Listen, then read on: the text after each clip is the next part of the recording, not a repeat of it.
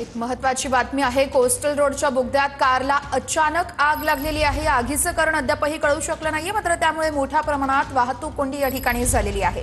Coastal रोडच्या बोगद्यात मध्ये एका कारला अचानक आग लागल्याची दृश्य आणि त्यानंतर इथं संपूर्णतः वाहतूक कोंडी झाल्याची माहिती मिळते। ही आग नेमकी कशामुळे लागली या संदर्भात अजूनही कोणतीही माहिती देण्यात आली नाहीये, मात्र या कारला आग लागल्यामुळे मोठ्या प्रमाणामध्ये या ठिकाणी वाहतूक कोंडी झालेली आहे।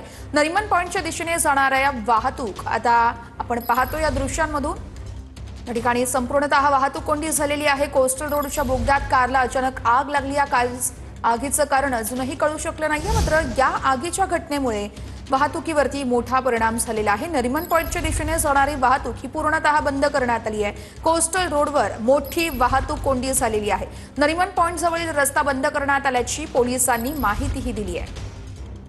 दक्षिण मुंबईकडे जाणारी वाहतूक वळवण्यात आलेली आहे। कोस्टल रोडमध्ये एका गाडीला अचानक आग लागली। आगीचं कारण अद्यापही कळू शकलं नाहीये, मात्र या घटनेमुळे मोठी वाहतूक कोंडी निर्माण झालेली आहे। नरिमन पॉइंटच्या दिशेने जाणारी वाहतूक ही बंद करण्यात आल्याची माहिती पोलिसांकडून देण्यात आलेली आहे।